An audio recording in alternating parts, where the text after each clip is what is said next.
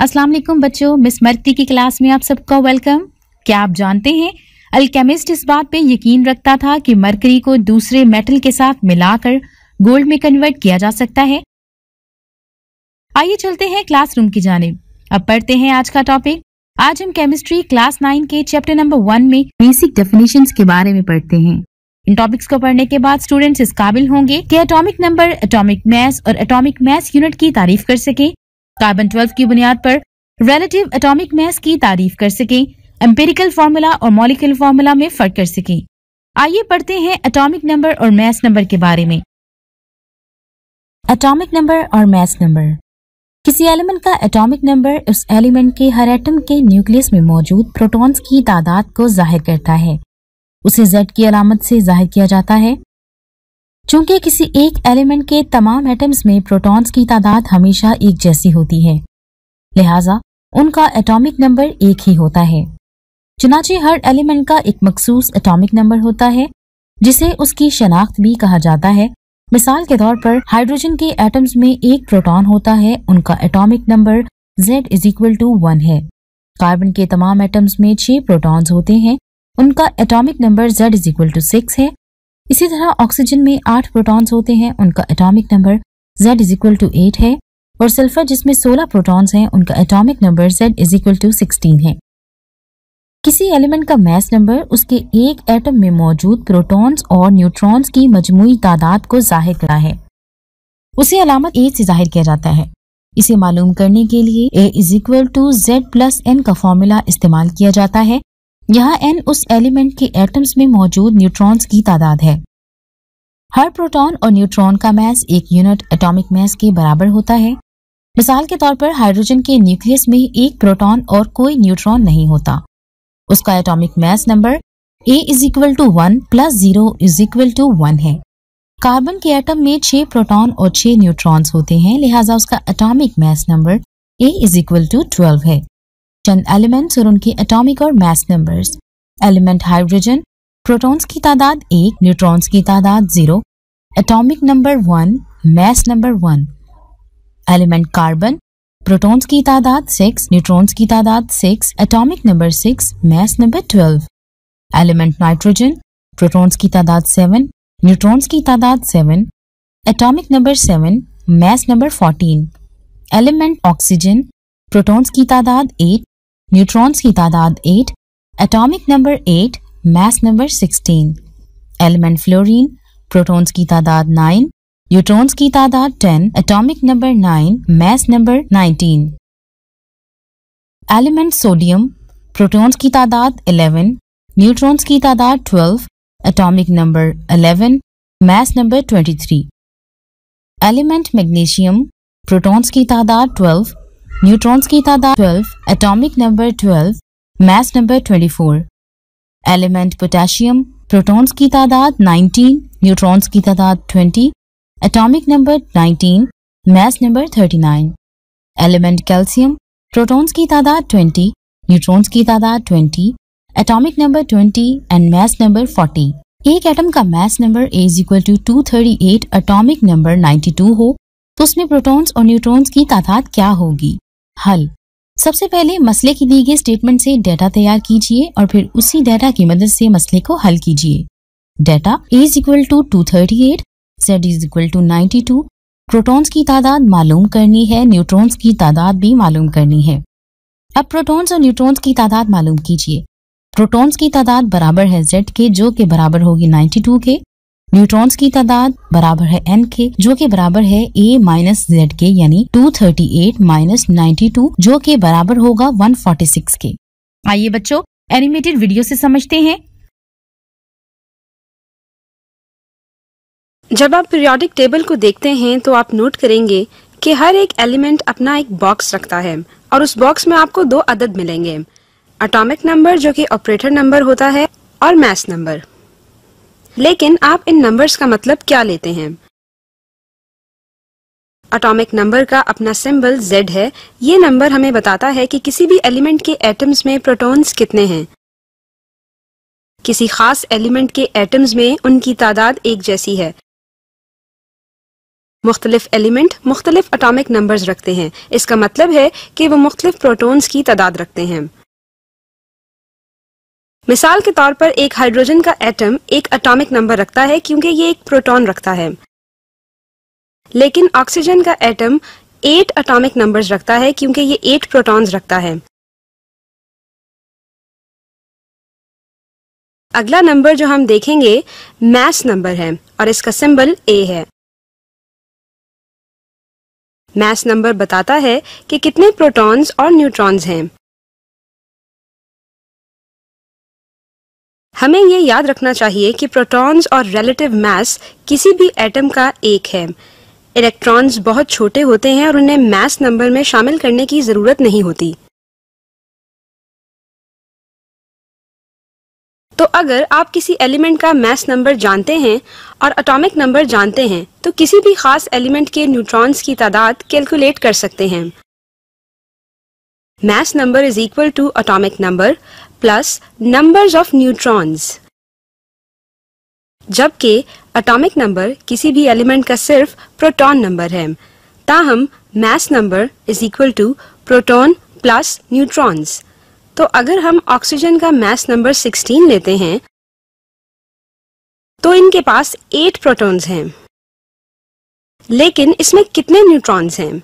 जैसा कि याद है कि mass number is equal to proton plus neutron, हम इसे दोबारा तरतीब दे सकते हैं, जैसे कि neutrons equal to mass number minus proton. Neutrons equal to 16 minus 8 which is 8।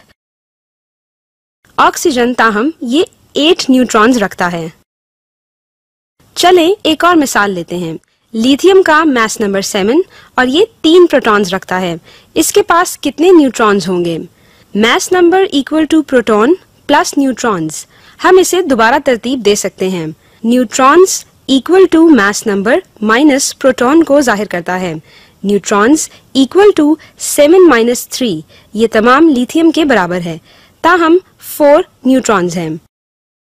तो एटॉमिक नंबर किसी भी एटम के प्रोटॉन्स की तादाद होती है और मास नंबर एटम में प्रोटॉन और न्यूट्रॉन्स की तादाद होती है।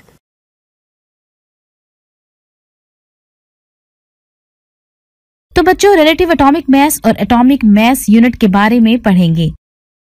रिलेटिव एटॉमिक मास और एटॉमिक मास यूनिट, हम जानते हैं कि एटम का मास इतना कम होता है कि उसे तजर्बाती तौर पर मालूम करना मुमकिन नहीं। अलबत्ता कुछ हालात हमें इस काबिल बनाते हैं कि हम मुख्तलिफ एलिमेंट्स के एटॉमिक मासेस की कार्बन 12 के एटॉमिक मास के साथ निस्बत मालूम कर सकें। ये निस्बत एलिमेंट का रिलेटिव एटॉमिक मास कहलाती है। किसी एलिमेंट का रिलेटिव एटॉमिक मास उस एलिमेंट के एटम्स के औसत एटॉमिक मास और कार्बन 12 आइसोटोप जिसका मास नंबर मुख्तलिफ लेकिन एटॉमिक नंबर एक जैसा हो कि एटॉमिक मास के 1/12वें हिस्से से निस्बत के बराबर होता है।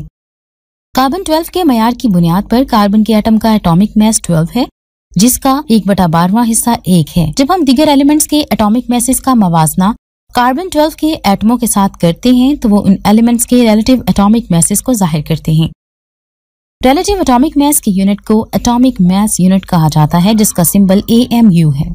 एक एटॉमिक मास यूनिट कार्बन 12 के एक एटम का 1/12 पार्ट होता है। ग्राम्स में एटॉमिक मास यूनिट इस तरह लिखा जाता है 1 AMU is equal to 1.66 into 10⁻⁻24 ग्राम। मिसाल के तौर पर प्रोटॉन का मास बराबर है 1.0073 AMU के या 1.672 10⁻⁻24 ग्राम। न्यूट्रॉन का मास बराबर है 1.0087 AMU या 1.674 10⁻⁻24 ग्राम। इलेक्ट्रॉन का मास बराबर है 5.486 into 10⁻⁻4 AMU या 9.10610 ⁻⁻28 ग्राम। उम्मीद है आपको रिलेटिव एटॉमिक मास और एटॉमिक मास यूनिट के दरमियान फर्क की अच्छे से समझ आ रही होगी। आइए एनिमेटेड वीडियो से समझते हैं। एलिमेंट के मास का ताल्लुक कार्बन 12 के साथ होता है। कार्बन 12 आइसोटॉपिक मास है क्योंकि कुछ एलिमेंट्स के आइसोटॉप्स मुख्तलिफ होते हैं। मिसाल के तौर पर क्लोरीन 35 और क्लोरीन 37 के 2 आइसोटॉप्स हैं। आइसोटॉप्स का मास नंबर नहीं होता, जो कि पीरियोडिक टेबल की नंबर स्क्रीन पर जाहिर हो रहा होता है। और पीरियोडिक टेबल का मास रिलेटिव एटॉमिक मास है या AR। मास किसी भी एलिमेंट का वो मास है जो कि रिलेटिव मास कार्बन 12 के आइसोटोप के साथ कुदरती तौर पर पाया जाता है। पीरियोडिक टेबल में ये मास नंबर जैसा होता है। बेसिक टर्म में ये एलिमेंट के आइसोटोप का एवरेज मास होता है। हम जब इसके बारे में सोचते हैं तो हमें ये याद रखना चाहिए, एलिमेंट के आइसोटॉप्स जो कि नेचुरली पाए जाते हैं, इनकी मुख्तलिफ वैल्यूज होती हैं। चलिए मिसाल के तौर पर क्लोरीन की आइसोटॉपिक फॉर्म्स लेते हैं। कुछ क्लोरीन्स का मास 35 होता है और कुछ क्लोरीन के एटम का मास 37 है। इनकी सिंपल एवरेज लेने के लिए इन दोनों वैल्यूज को ऐड करें और इन वैल्यूज की तादाद के साथ डिवाइड कर दें। इस केस में ये 35 प्लस 37 डिवाइड बाय 2 होगा और आपको इसकी एवरेज 36 हासिल होगी। हमें इस बात को ज़हन नशीन करने की जरूरत नहीं है कि कैसी कैलकुलेशन हो रही है। हमें इस बात को ज़हन नशीन रखने की जरूरत है कि एटम अपने मुख्तलिफ आइसोटॉप्स के साथ पाए जाते हैं। जैसा कि क्लोरीन के कुछ एटम्स का मास 35 है और कुछ का मास 37 है, ताहम एटम के आइसोटॉप्स बराबर नहीं हैं। लिहाजा हमें इस बात को याद रखना चाहिए कि जब हम रिलेटिव एटॉमिक मास की कैलकुलेशन कर रहे होते हैं तो दर हकीकत हम इनके कुदरती तौर पर पाए जाने वाले वेट की कैलकुलेशन कर रहे होते हैं। 75% क्लोरीन 35 से बनी है और 25% क्लोरीन 37 से बनी है। अबंडेंस डेटा को हम ग्राफ की फॉर्म में दिखाते हैं। रिलेटिव आइसोटॉप्स को एक्स एक्सिस पर और रिलेटिव अबंडेंस को वाई एक्सिस पर दिखाया गया है। लिहाजा हम क्लोरीन के सिंपल 100 सैंपल्स लेंगे। क्लोरीन 35 के 75 एटम्स और क्लोरीन 37 के 25 एटम्स लेंगे। पहले हम टोटल मास तलाश करेंगे। सैंपल के हर एटम के मास को आइसोटॉप्स के नंबर के साथ ज़रब देंगे, फिर इन्हें जमा करेंगे। क्लोरीन 35 को 75 एटम्स के साथ और क्लोरीन 37 को 25 एटम्स के साथ ज़रब देंगे। लिहाजा 100 एटम्स का मास क्लोरीन 35 को 75 से और क्लोरीन 35 को 25 से ज़रब देकर जमा करने से टोटल मास हासिल होगा। फिर इस टोटल मास को एटम के नंबर के साथ तकसीम करेंगे। क्लोरीन के एक एटम का मास हासिल करने के लिए टोटल मास 3550 को 100 से तकसीम करें तो 35.5 एक एटम का मास हासिल होगा, क्योंकि ज्यादातर क्लोरीन 35 के एटम पाए जाते हैं। लिहाजा रिलेटिव एटॉमिक मास किसी भी एलिमेंट का कुदरती तौर पर पाए जाने वाले आइसोटोप का मास है और ये मास कार्बन 12 के रिलेटिव मास के बराबर है और ये एवरेज नंबर का वेट करता है। और जब हम इसे कैलकुलेट करते हैं तो इसके आइसोटोप्स को ज़हन नशीन रखना जरूरी है। How to write chemical formulas. कीमियाई फॉर्मूलाज कैसे लिखे जाते हैं, आइए बच्चों देखते हैं। कीमियाई फॉर्मूला कैसे लिखा जाए। How to write a chemical formula. जिस तरह एलिमेंट्स को सिंबल से जाहिर किया जाता है, इसी तरह कंपाउंड्स कीमियाई फॉर्मूलाज के जरिए जाहिर किए जाते हैं। कंपाउंड्स के कीमियाई फॉर्मूलाज दरअसल मराहिल को जहन में रखते हुए लिखे जाते हैं। दो एलिमेंट्स के सिंबल्स को इस तरतीब से एक दूसरे के साथ लिखा जाता है कि पॉजिटिव आयन बाएं जानिब और नेगेटिव आयन दाएं जानिब में आए। दोनों आयन्स की वैलेंसी उनकी अलामात के ऊपर दाएं कोने पर लिख दी जाती है। मिसाल के तौर पर Na+Cl, Ca+2Cl नेगेटिव और Ca+2O नेगेटिव 2। दोनों आयन्स की वैलेंसी को उन दोनों के निचले कोने पर दाएं जानिब क्रॉस एक्सचेंज के तरीके से ले जाया जाता है। मिसाल के तौर पर इनके फॉर्मूलाज को इस तरह लिखा जाएगा NaCl, CaCl2 और CaO। अगर वैलेंसीज एक जैसी हो तो उन्हें कैंसिल कर दिया जाता है और कीमियाई फॉर्मूला नहीं लिखा जाता। लेकिन अगर ये मुख्तलिफ हो तो उन्हें इसी तरह और उसी मुकाम पर लिख दिया जाता है। मिसाल के तौर पर सोडियम क्लोराइड की सूरत में दोनों वैलेंसीज कैंसिल कर दी जाती हैं और फॉर्मूला NaCl के तौर पर लिखा जाता है, जबकि कैल्शियम क्लोराइड का फॉर्मूला CaCl2 के तौर पर लिखा जाता है। अगर कोई आयन जिसे रेडिकल कहते हैं दो या दो से ज्यादा एटम्स पर मुश्तमिल हो और चार्ज कामिल हो, मसलन SO4-2 सल्फेट और PO4-3 फॉस्फेट, तो रिजल्टेंट चार्ज उस रेडिकल की वैलेंसी को जाहिर करता है। ऐसे कंपाउंड्स का केमिकल फॉर्मूला इसी तरह लिखा जाता है जिस तरह 3 और 4 में बयान किया गया, लेकिन इस सूरत में नेगेटिव रेडिकल को एक ब्रैकेट के अंदर लिख दिया जाता है। मिसाल के तौर पर एल्यूमिनियम सल्फेट का फॉर्मूला Al2SO4 थेराइस और कैल्शियम फॉस्फेट का फॉर्मूला Ca3PO4 ट्वाइस लिखा जाता है। Empirical formula. केमिकल फार्मूला दो तरह के होते हैं। केमिकल फार्मूले की सादा तरीन शक्ल एम्पिरिकल फार्मूला कहलाती है।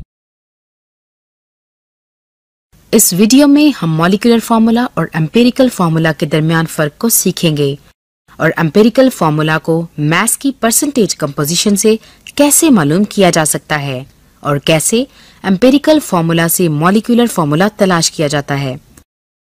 फर्ज करें हाइड्रोजन का मॉलिक्यूलर फार्मूला N2H4 और एम्पिरिकल फार्मूला NH2 है।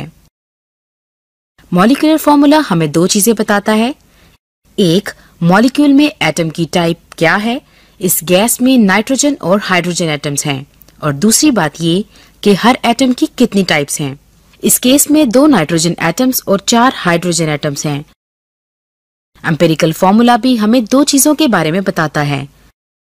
पहली बात ये कि एटम की टाइप्स बताता है, इस केस में हाइड्रोजन और नाइट्रोजन हैं, और दूसरी चीज ये कि एटम की सिंपल रेशो क्या है। जैसा कि हाइड्रोजन में नाइट्रोजन की 2 और हाइड्रोजन की 4 है, लेकिन इनकी सिंपल रेशोज नाइट्रोजन 1 और हाइड्रोजन 1:2 है।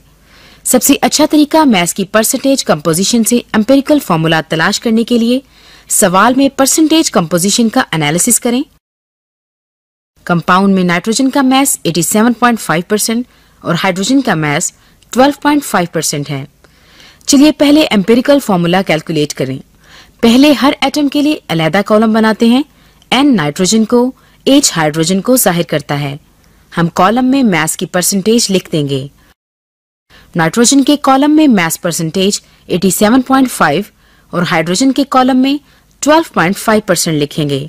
फिर इन परसेंटेजेस को इन एटम्स के एटॉमिक मैसेज से डिवाइड कर देंगे। नाइट्रोजन को 14 और हाइड्रोजन को 1 के साथ डिवाइड करेंगे। इस तरह 6.25% नाइट्रोजन और 12.5% हाइड्रोजन की कैलकुलेशन हासिल होगी। इनमें से छोटे नंबर्स 6.25 को दोनों के साथ डिवाइड करेंगे।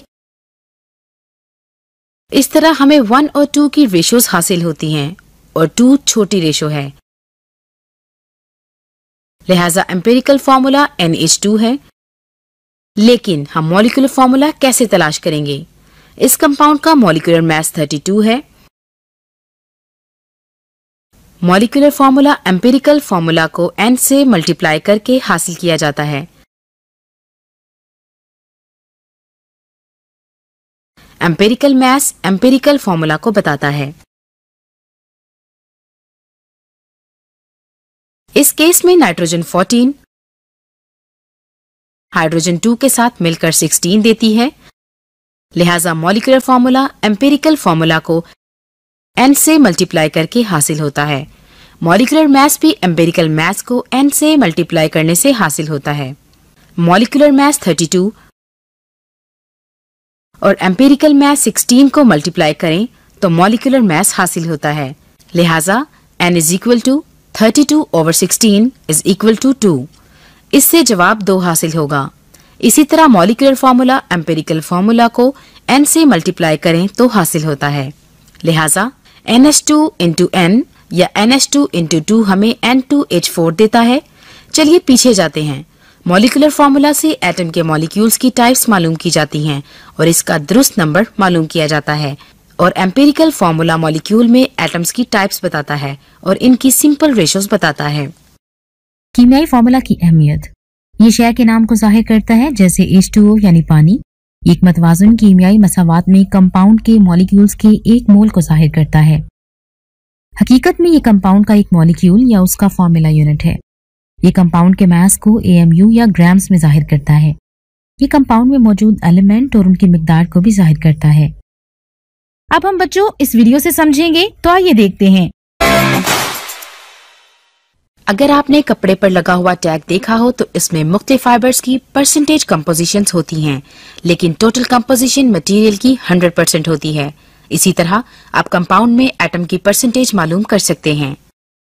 यहाँ 2 मुख्तलिफ कंपाउंड्स हैं, लेकिन इनके एटम्स पोटेशियम, क्रोमियम और ऑक्सीजन एक जैसे हैं। इनकी कंपोजिशन मुख्तलिफ है, लेकिन इन एटम्स का मटेरियल एक सा है। हम परसेंटेज कंपोजिशन इस फार्मूला से मालूम कर सकते हैं। किसी एलिमेंट की परसेंट मास एलिमेंट के मास को कंपाउंड के मास से डिवाइड करके 100 से मल्टीप्लाई करने के बराबर होती है। चलिए एक सैंपल कैलकुलेशन करते हैं। 5.1 gram aluminium oxide 2.7 grams aluminium से बनती है और बाकी ऑक्सीजन से बनती है। इनकी परसेंट कंपोजिशन क्या होगी? एल्यूमिनियम से शुरुआत करते हैं। हमारे पास 2.7 ग्राम्स एल्यूमिनियम है और हम 2.7 ग्राम्स को टोटल 5.10 एल्यूमिनियम ऑक्साइड के साथ डिवाइड कर देंगे और फिर इसे 100 से मल्टीप्लाई करें तो 52.9% जवाब आता है। ऑक्सीजन का मास सब्सट्रैक्ट करने के लिए 5.1 को 2.7 से माइनस करेंगे तो जवाब 2.4 हासिल होगा। फिर 2.4 को 5.1 से डिवाइड करके 100 से मल्टीप्लाई करेंगे तो 47.1% जवाब हासिल होगा। आप अपना वर्क चेक कर सकते हैं। आप कंपाउंड के फॉर्मूला से परसेंटेज कंपोजिशन भी तलाश कर सकते हैं, लेकिन आपको ये फर्ज करना पड़ेगा कि आपके पास एक मोल कंपाउंड है और एलिमेंट का मास एक मोल को कंपाउंड के मोलर मास से डिवाइड करें और 100 से मल्टीप्लाई दें तो एलिमेंट का मास हासिल होगा। चलिए ऑक्सीजन और आयरन की परसेंटेज कंपोजिशन तलाश करने की कोशिश करें। ऑक्सीजन और आयरन का मास मालूम करने के लिए Fe2O3 का फॉर्मूला इस्तेमाल होगा। मोलर मास को कैलकुलेट करने के लिए आयरन को 2 से और ऑक्सीजन को 3 से ज़रब देंगे क्योंकि इनके एटम्स की तादाद 2 और 3 है। 2 आयरन के मास को 159.65 से डिवाइड करके 100 से मल्टीप्लाई करें तो हम 69.95 आयरन की परसेंटेज हासिल करेंगे और ऑक्सीजन के मास को 3 से मल्टीप्लाई करके टोटल मास से डिवाइड करके 100 से मल्टीप्लाई करें तो 30.05 ऑक्सीजन की परसेंटेज हासिल होगी। हम इन परसेंटेज से एलिमेंट्स को ग्राम्स में भी हासिल कर सकते हैं। इसमें कंपाउंड्स के मास को कन्वर्जन फैक्टर से मल्टीप्लाई करें।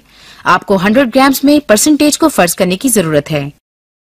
अगर आयरन की परसेंटेज 69.95 फर्ज करें, आयरन 69.95 ग्राम्स 100 ग्राम Fe2O3 में पाए जाते हैं। अगर आपके पास 45 ग्राम्स आयरन ऑक्साइड हो तो आप आयरन की मिकदार मालूम कर सकते हैं। इसमें 45 ग्राम्स आयरन ऑक्साइड को 69.95 ग्राम्स आयरन से मल्टीप्लाई करें और 100 से डिवाइड करें तो आयरन ऑक्साइड 31 ग्राम्स आयरन के बराबर होगा। कुछ फॉर्मूलाज बहुत मुख्तलिफ दिखाई देते हैं, लेकिन इनकी रेशियोज एक जैसी होती हैं, जैसा कि C2H2 और C8H8 की रिड्यूस रेशियो CH है। ये रिड्यूस रेशियो एम्पिरिकल फॉर्मूलाज को जाहिर करती है और ये मॉलिक्यूलर फॉर्मूला से मुख्तलिफ है, जो कि एम्पिरिकल फॉर्मूला का मल्टीपल होता है। मॉलिक्यूलर फॉर्मूला एम्पिरिकल फॉर्मूला जैसा होता है, या फिर होल नंबर से एम्पिरिकल फॉर्मूला से मल्टीप्लाई करें तो मॉलिक्यूलर फॉर्मूला हासिल होता है। मिसाल के तौर पर ग्लूकोज का मॉलिक्यूलर फॉर्मूला C6H12O6 है, लेकिन इसका एम्पिरिकल फॉर्मूला CH2O है।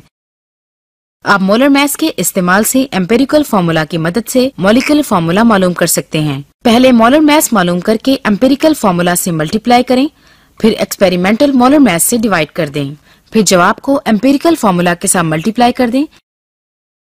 चलिए CClN एम्पिरिकल फॉर्मूला है। कंपाउंड का मोलर मास 184.5 ग्राम्स पर मोल है। इसका मॉलिक्यूलर फॉर्मूला क्या होगा? पहले हम कार्बन, क्लोरीन और नाइट्रोजन का मोलर मास मालूम करेंगे, फिर कंपाउंड के मोलर मास को टोटल मोलर मास से डिवाइड कर देंगे तो जवाब 3 आएगा। अब इस 3 को एम्पिरिकल फॉर्मूला CClN के साथ मल्टीप्लाई करें, जो हमें C3Cl3N3 मॉलिक्यूलर मास देगा।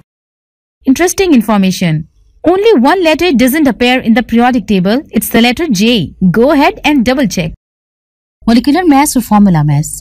एक मॉलिक्यूल में मौजूद तमाम एटम्स के एटॉमिक मासेस का मजमुआ उस मॉलिक्यूल का मॉलिक्यूलर मास कहलाता है। मसलन पानी का मॉलिक्यूलर मास 18 AMU, जबकि कार्बन डाइऑक्साइड का मॉलिक्यूलर मास 44 AMU है।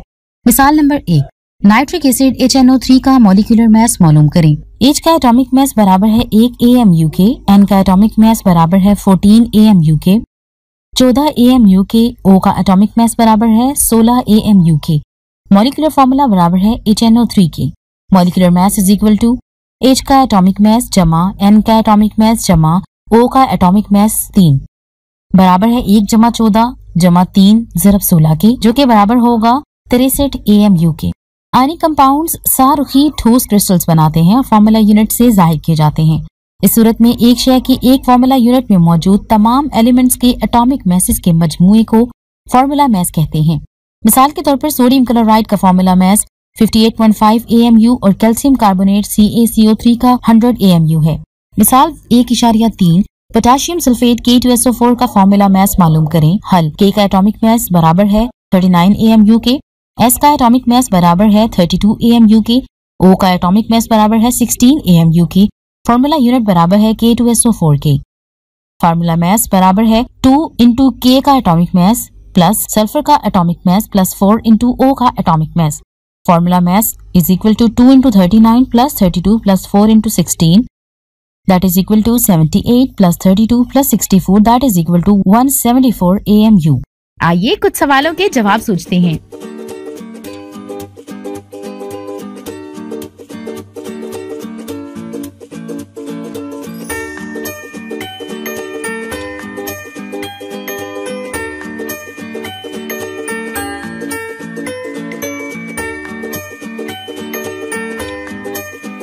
मुझे उम्मीद है आपने आज का लेक्चर खूब एंजॉय किया होगा और अच्छे से समझ आ गई होगी। आप मिस मरकरी को इजाजत दीजिए, मिलते हैं अगले लेक्चर में।